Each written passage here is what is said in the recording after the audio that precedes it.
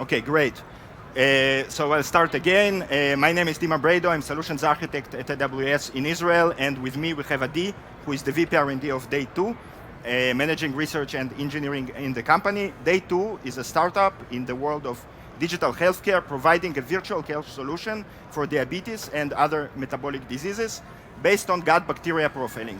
And today we will speak about DayTwo's journey with AWS to fully unlocking the potential of the gut bacteria profiling in order to reveal new links to different health conditions. So in the agenda, we will start, we will cover DayTwo and their research. We'll then go over the new microbiome discovery platform that they built and what they were able to achieve with that. So with that, Adi, please tell us about DayTwo. Okay, so thank you, Dima, for the intro. I'm really glad to be here and share with you the story of building the world's richest and largest microbiome genomic analytics pipeline with the AWS infrastructure. But before diving into the building blocks of this very complex project, I would like to take a few minutes and share some context, and starting with what is the microbiome and why do we even bother? So microbiome is bacteria, and in our case, the bacteria living in our body, mostly in our gut. It's a huge ecosystem made up of 10 to 100 trillion different bacteria. No two microbiomes are alike. It's actually as unique as our fingerprint.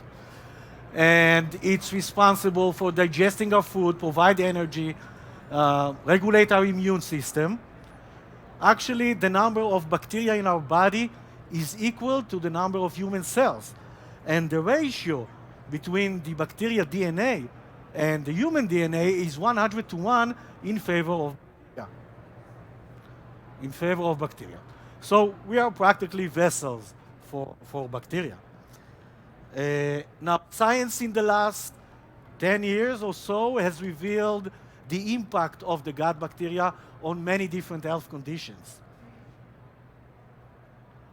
And it's actually linked to diseases with 7+ trillion health burden, from the more obvious health conditions like diabetes and obesity, but also to cardiovascular diseases, asthma, cancer, and even what we call the gut-brain axis, anxiety and depression.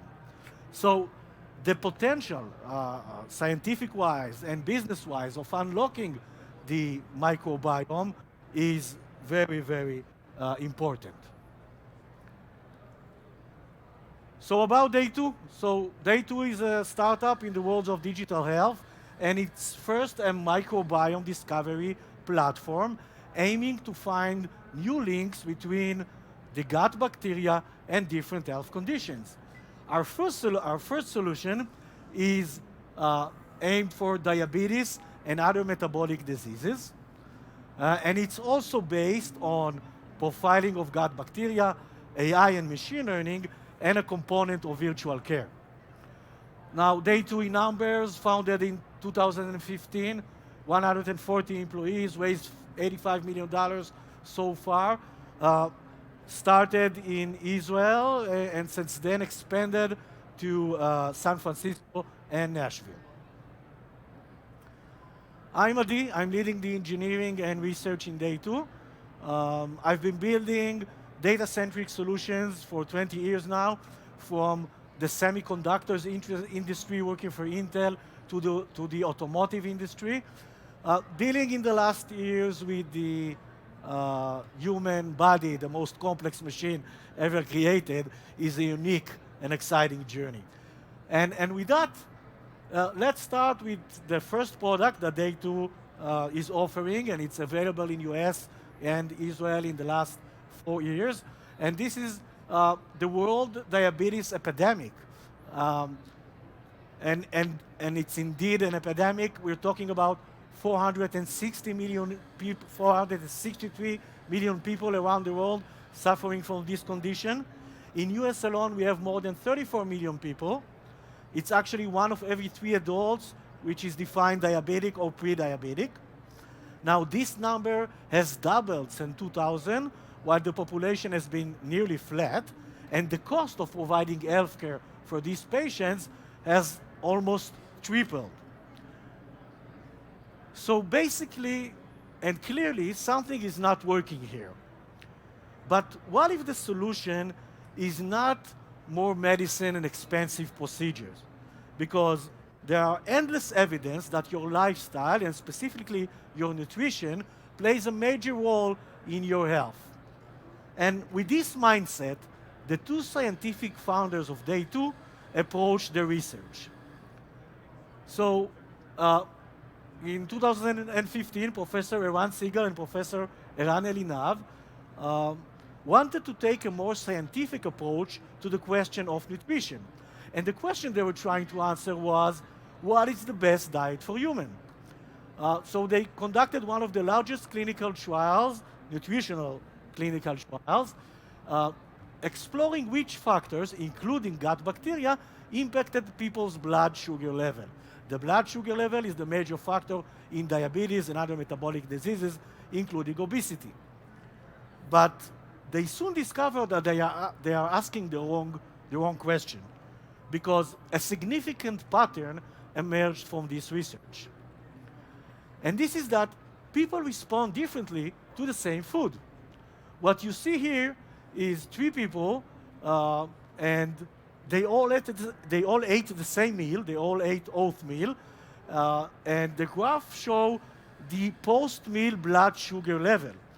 And as you can see here, the member on the right, on my right, had a spike around 30 minutes after his meal, while the member in the middle was pretty stable, and the individual here on the right had a mild spike. So we see that what causes your blood sugar to stable can cause other people to spike. And therefore the question is, what is the best diet for you? And the following part of the research tried to see if we can predict in advance what would be the individual post-meal blood sugar level based on the gut bacteria and other clinical parameters, and it proved possible. So following this algorithm before you eat, which tells you what will be your blood sugar response, also proved to have a clear impact on your clinical parameters. Now, this research was published in the most important science magazine, from Cell to Nature to JAMA, and was later revalidated by DayTwo on US population in a clinical trial with Mayo Clinic. So DayTwo licensed the IP from the Weizmann Institute, where this research was done. And our first solution, aimed for diabetes and other metabolic diseases, is indeed made of microbiome sequencing, the gut bacteria DNA sequencing, a machine learning algorithm which takes into account the DNA sequencing, the secondary analysis, and other clinical parameters like blood tests and continuous glucose monitoring. And then a virtual care component through a dedicated mobile app, which gives you the blood sugar for anything you want to eat. So this is the first product by DayTwo in US and sold to payers and employers. And now let's talk about DayTwo's research, because with this solution running since 2017, we actually collected huge amount of data. And this data is super valuable for building groundbreaking research.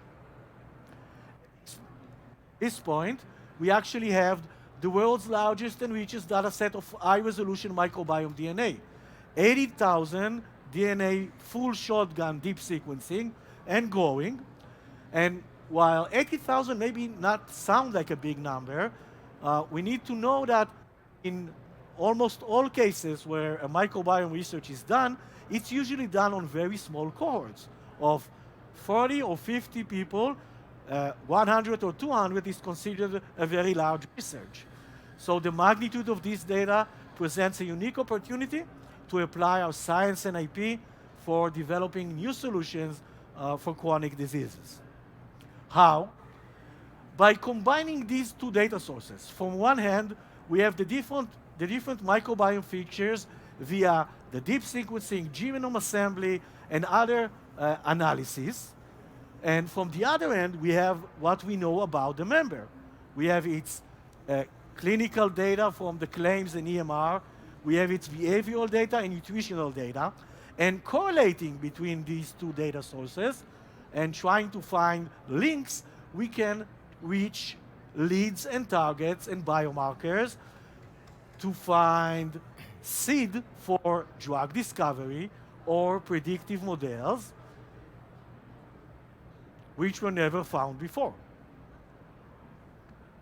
Let's see an example. So in this case, we try to correlate between different bacteria species and the value of HbA1c. HbA1c is the average blood sugar level, which defines you as a diabetic or not. And what you see here on the left are names of specific bacteria species. The names are a bit obfuscated, that we found to be correlated with a low value of HbA1c. And on the right, you see different bacteria species that we found to be correlated with a high value of HbA1c.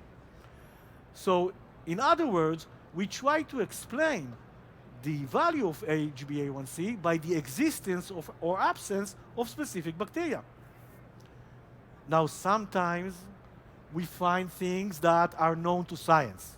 Okay? For example, the correlation between E. coli and high value of HbA1c is known. But actually, in most cases, we find correlations between species and different health conditions that these species were never investigated or even named before.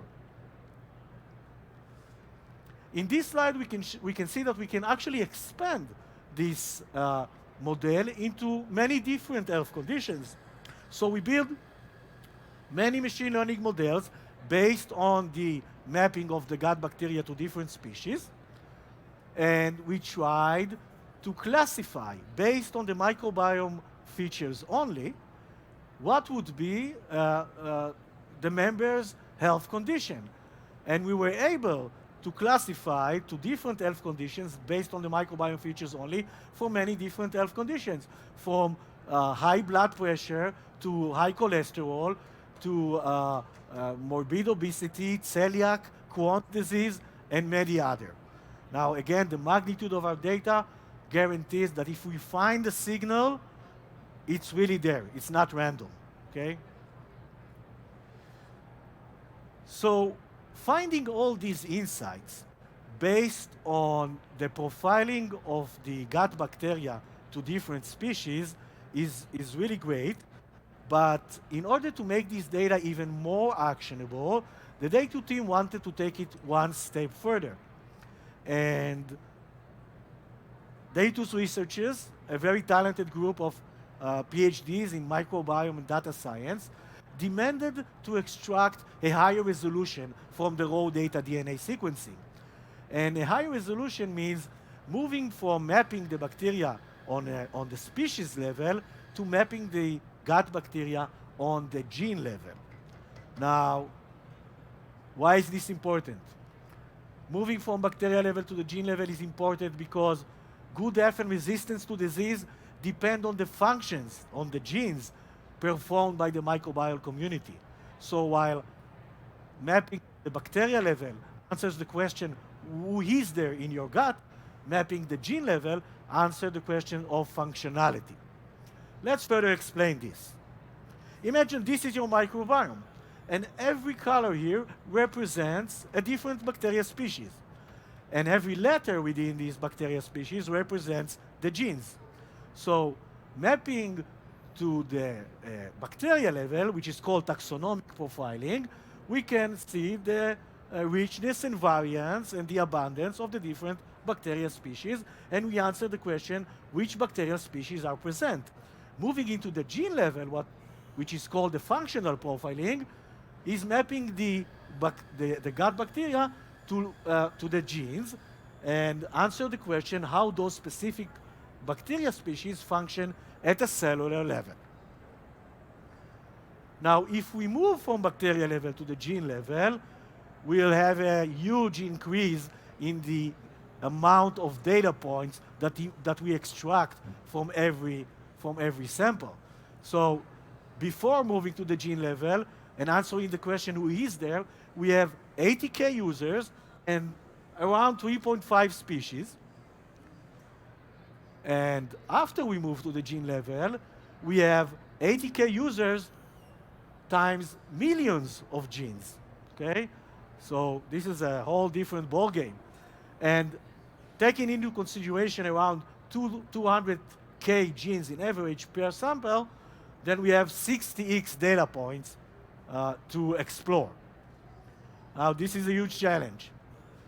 And when we try to estimate and design what is required for moving to the gene level, then this is the project outline we understood we need to manage.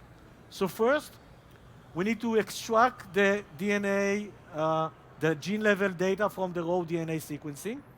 And every extraction of gene level is around 3 to 4 hours. So without a very strong computing power, it will take dozens of years.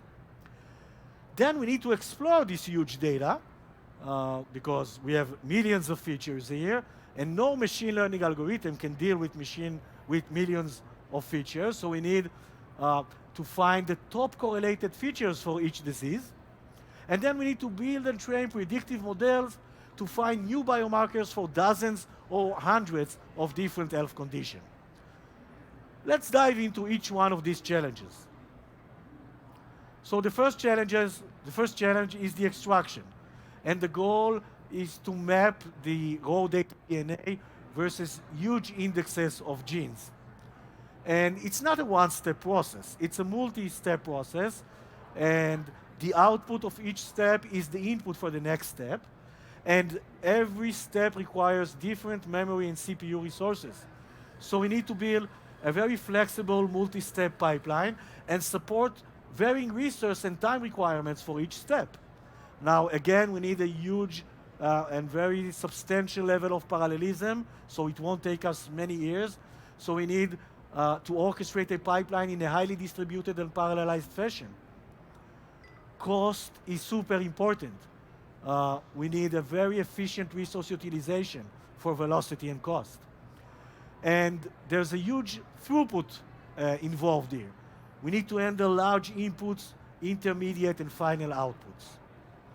And finally, we need to track the progress of this machine and be able to do retries when needed. So this is just the first challenge. The next challenge is the data exploration. We need to reduce the number of features from 200K per sample, but actually from millions of features per health condition to a smaller set of features. We need to build some kind of a centralized repository data, which is using open formats, so we can apply different analytics tools. So we need a data lake. Once we have this data lake, we need to run interactive queries to analyze the data. And we need distributed computation at scale so we can really correlate between millions of features to dozens or hundreds of health conditions. And the third challenge is the machine learning training. We need an automated way of finding signals for hundreds of health conditions. We need the basics, some kind of feature selection tuning using notebooks. And the data science are running thousands of experiments because every health condition requires different machine learning model. The cohort, the testing and validation cohort is different between health conditions, and we need to play with the hyperparameters. So we need a way to track these thousands of experiments and understand and learn from one to another so we can find the best fitting model. And then maybe there's a way to use some kind of auto machine learning technique to speed up this process. And last but not least, the model explainability is crucial because the transparency of the model and understanding, doing some kind of SHAP analysis, what would be the the strongest features for each model is crucial because these strongest features on the species level or on the gene level or on the pathway level, which is a combination of genes, those are the seeds for everything we want to find. Drug discovery, early diagnostics, and other health solutions. So understanding the complexity of this project, we realized that this may take a lot of time and a lot of resources.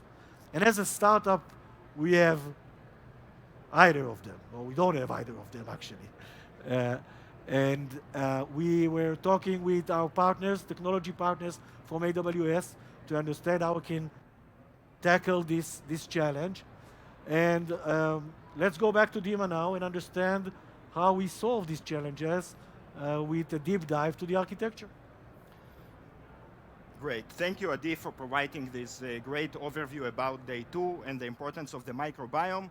Let's dive deep now into the three subsystems that Adi was talking about: the extraction, the exploration, and the training. So here is the visual representation of the genomic workflows that DayTwo discussed with us 6 months ago for the first time. So genomic extraction workflows are typically a series of steps, and we process data through those steps in order to convert raw data generated by the sequencing machine into a format that is meaningful for data scientists to work with. These are high-performance computing workflows that require high level of parallelism, as Adi explained, and they may also have complex dependencies between steps. Each step runs some sort of analysis tool or script that can be written in different programming languages. Each has its own unique input and output, and it does something very specific and has specific requirements in terms of CPU, memory, and storage. In this pipeline, so in this particular pipeline, we are starting from the raw FASTQ file that we are getting from the sequencing machine. And then there are three sequential steps here. The first one is low-quality data filtering, which basically means to remove low-quality reads based on the score that we are getting from the sequencing process. And then the next step is human genome removal. So the samples that they collect contain bacteria genome, but they also have pieces of human genome. But since they don't work with human genome, so the FASTQ file needs to be mapped to human genome index in order to retain only the bacteria genome. And then the last and the most important step is functional mapping. Functional mapping tries to return list of genes from which bacteria they extracted and functional pathways, which functional pathways those genes compose. Each step here also requires some additional data for processing, whether it is the human genome index, some taxonomies, or other indexes. So as we could see with this example, the data scientists need a way to build dynamic workflows, and there are three major infrastructure components in this kind of workflows. It is the workflow orchestrator to orchestrate the steps. It is the job execution to manage the underlying capacity and run the jobs. And it is the storage that is needed for input, output, and any additional data that is required during the processing. In AWS, we provide reference architectures and ready-to-use solutions for this kind of workloads in the form of CloudFormation templates that are also available as open source. And this actually was a great fit for DayTwo because it allowed to save huge development effort. So the reference architecture for Workflow Orchestrator supports three options: AWS Step Functions, which is our native approach. It's serverless, and there is no need to manage any infrastructure. AWS Step Functions also has a very deep integration with AWS ecosystem, allowing to run it together with AWS Batch in conjunction with other services. Another option here is Cromwell. Cromwell allows to run WDL workflows, and it's supported and developed by the Broad Institute, and it's also able to run with AWS Batch. And Nextflow, and this is the one that we selected for this solution, so I'll explain it in more details in the next slide. For job execution, it's AWS Batch that manages the underlying capacity of the EC2 instances and runs the jobs. AWS Batch works with containers, So containers images for those steps should be stored in a Docker registry, such as Amazon ECR. And then we are using S3 for input and output. And in some cases, we may also need additional file systems, such as Amazon EFS or Amazon FSx for Lustre, for high throughput and low latency access. Nextflow is the solution that was selected here. It's an open source developed by Sequera Labs, a very popular solution in the genomics community. It's based on reactive data flow model, where processes communicate asynchronously between them, and they communicate through channels. A process may send its output to a channel, and then whatever comes to this channel, other processes may define this channel as an input, and they will be triggered automatically whenever something goes to this channel. So this is a very nice pattern that actually was one of the reasons that we selected Nextflow for this solution. And Nextflow also able to automatically stage data from S3, so that the container that is running is not even aware of S3, and Nextflow takes care of copying it to the locally mounted file system, so that it can be then run from there.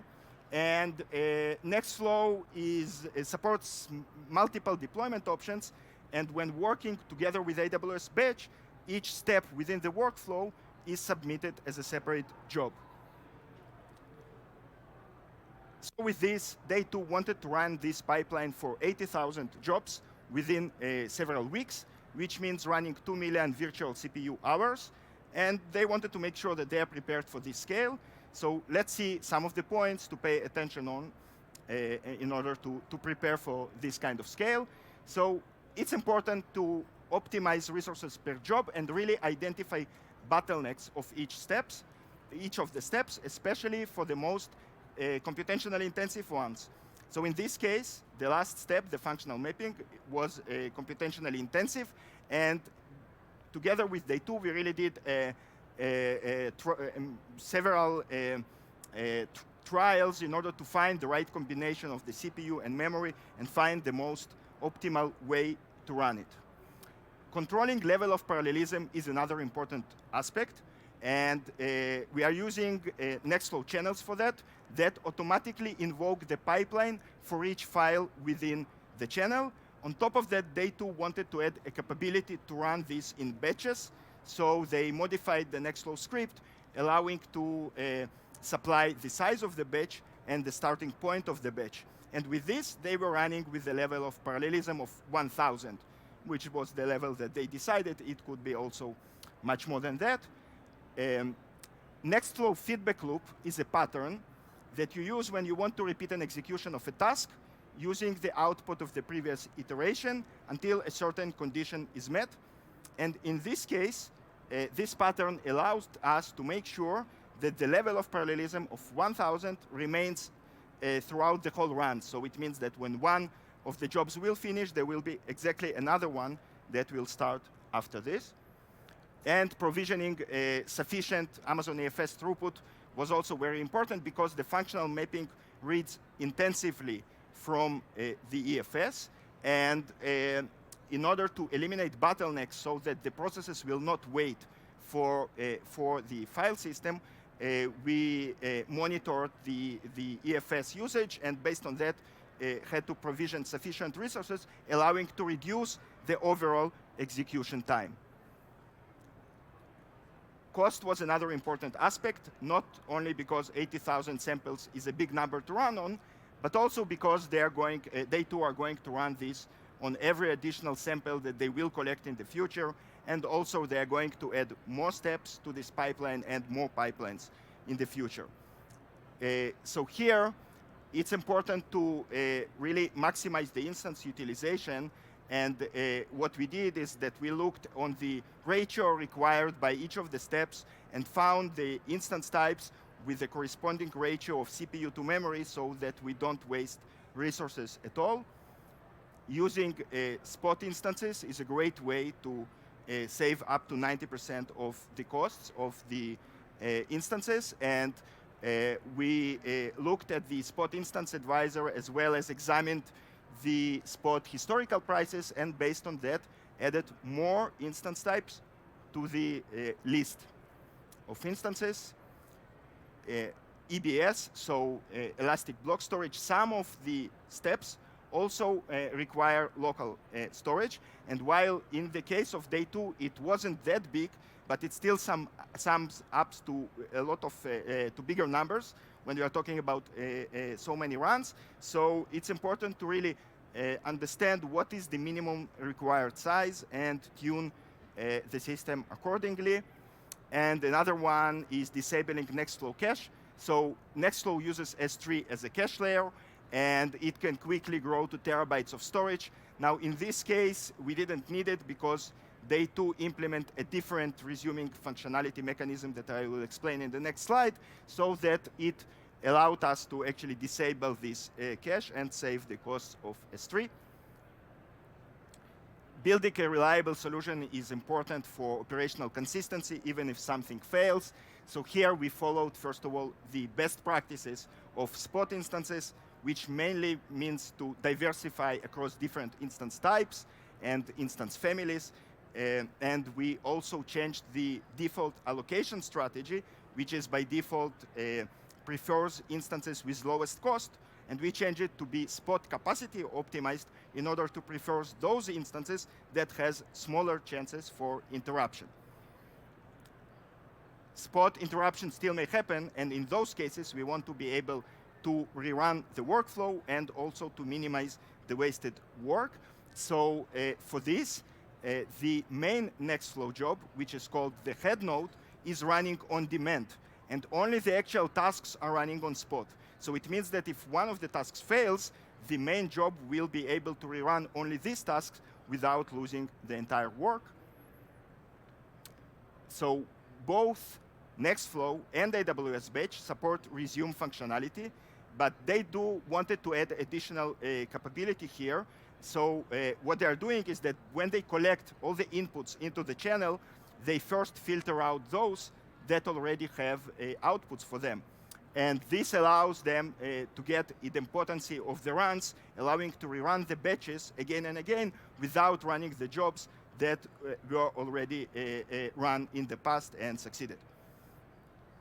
And monitoring, so for monitoring, Day2 used events that AWS Batch emits when the job finished. So what they do is that they trigger a Lambda function, and this Lambda function collects the data from the event, and it stores this data on S3, and later it allows them to use Amazon Athena, our serverless query engine, in order to track the progress, the overall progress, and take care of common errors commonly, and generally have visibility on the runs. So now let's see how actually the pipeline works. So to start with, for Nextflow to be able to run on AWS Batch, it needs to be containerized, and all the scripts that are required to build this container are provided as part of the CloudFormation, and then we have the images as part of Amazon ECR. So now we can trigger and run our job, and what it will do, it will create a Nextflow head node job, the main job, on the compute environment of AWS Batch. This head node will read the Nextflow scripts that are located on S3. It will understand what is in those scripts, and for each step in the script, it will create a new job on AWS Batch, and this one will run on a different compute environment, which is a spot compute environment. And now each of the tasks can run, and as we said previously, it's using S3 for input and output, and Amazon EFS for additional databases that are stored and required during the processes. So the output of this pipeline is that for each of the 80,000 samples, we have around 200,000 genes and 3,000 pathways that were extracted, which means in overall, across different samples, it is millions of machine learning features. So then the next phase is what we call data exploration, and the idea here is out of all those millions of genes to find those that correlate most with any of the health condition. So we need several things for that. First, we need an ETL to prepare the data for consumption. The outputs of the extraction pipeline are huge CSV files that are not suitable for this kind of analysis. So what we want to do is we want to convert them into formats that are more appropriate, such as Apache Parquet, and that's why we need this ETL. So we are using here MWAA, Managed Workflow for Apache Airflow, which is a managed service of Apache Airflow, a very popular open source orchestrator for this kind of ETLs. And it runs Amazon Athena, our serverless query engine, in order to take this data and convert it into a Parquet. And this forms a data lake. For data lake, we also need a catalog that will allow us to understand the schema of the tables, and we are using AWS Glue catalog for that. And now, data scientists are able to run distributed computations on this data lake. So the choice of the solution here was to use Spark, which is a distributed query engine, which runs on parallel cluster, and we are using Amazon Elastic MapReduce for that in order to deploy this Spark application. And there is a great integration between Amazon EMR and Amazon SageMaker Notebook, allowing the data scientist to actually use his favorite tools and run PySpark directly through the notebooks, but actually it's running on this Amazon EMR cluster. So now we have those top correlated features, and what we need to do is Day2 needs a way to train machine learning models that will find signals in the microbiome to the different health conditions. So let's see what it means. Initially, data scientists need a way to explore the data and select the machine learning features. And they are using here Amazon SageMaker Studio in order to write the code and visualize data. And they run experiments on Amazon SageMaker Studio, and soon we'll need to run hundreds of them, and they need a way to really find the best performing model and track the results. Amazon SageMaker Experiments allows to compare machine learning jobs within the studio. We are also planning to use Amazon SageMaker Feature Store in order to store all those millions of features, and they will be also tagged and grouped, allowing to discover what are the features that are available and whether they are suitable for a particular model or not. So now they need a way to quickly try out different models in order to find the most promising one.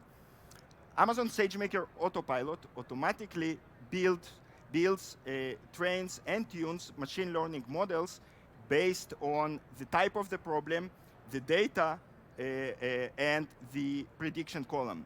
And at the end, it generates an Amazon SageMaker notebook that Day2 use in order to further refine the algorithm and modify the hyperparameters.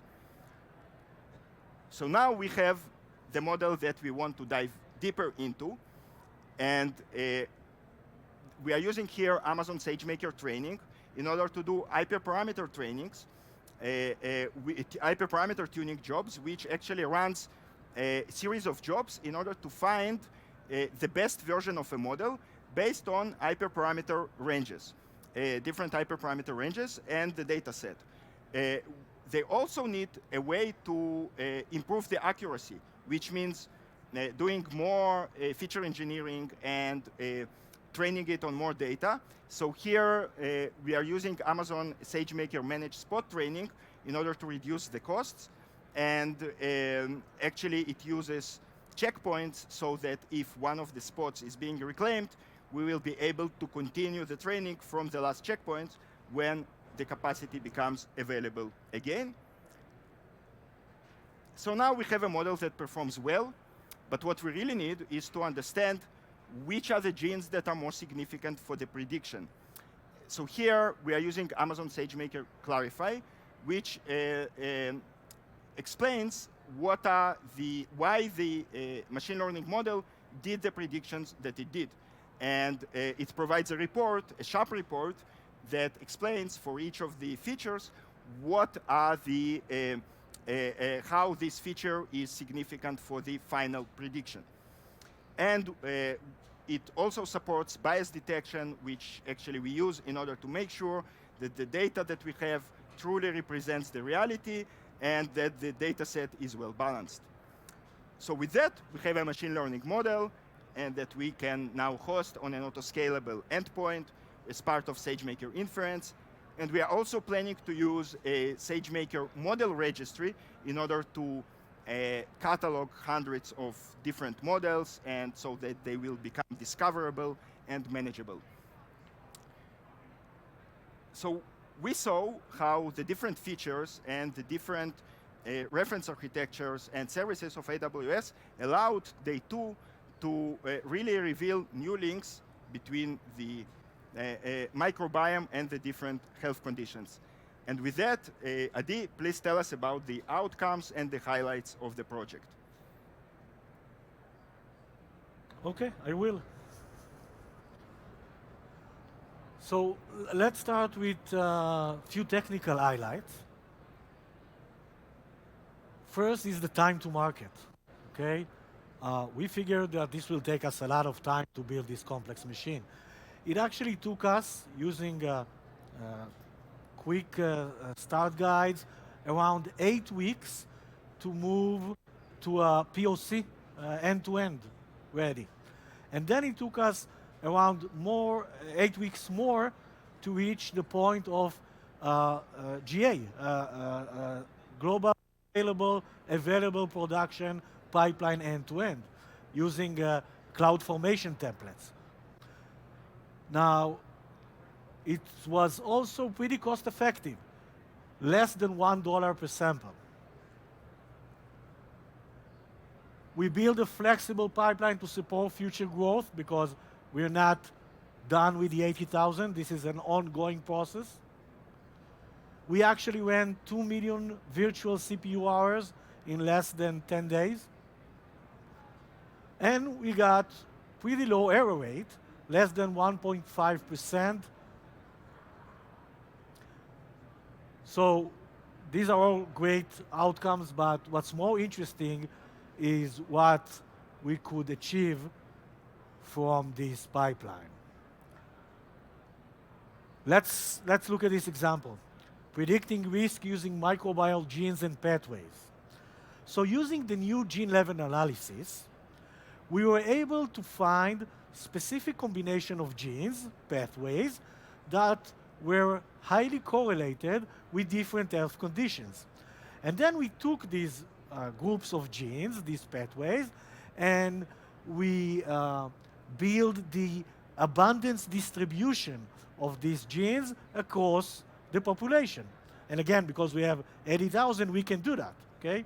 And what you see here on the right is a specific combination of genes that we found to be very correlated with colorectal cancer. And this is the distribution of these genes across the population. Now, this correlation is a positive correlation to colorectal cancer, meaning if you have a lot, if you are here and you have a lot of these genes, then you are more likely to develop colorectal cancer. And in this case, we found a specific group of genes that had a negative correlation to morbid obesity, which means if you have a lot of this group of genes, then you are less likely to develop obesity. And then we can pinpoint the specific member and see if he's in the high hand on one of the edges of this distribution, which may indicate on likelihood to develop this kind of health conditions. And this is just one example. So we actually built here a machine to find new links between the microbiome features and different health conditions in a scale. And we aim to use our data set and this complex pipeline to find solutions around drug discovery, predictive and risk assessment, functional and personalized probiotics and prebiotics, early diagnostics, understanding responders versus not responders, and target validation. It's a real and exciting journey, and it's so important to have great companion along this road. So I want to thank Dima and the AWS team for the great work invested here, and thank you all for listening.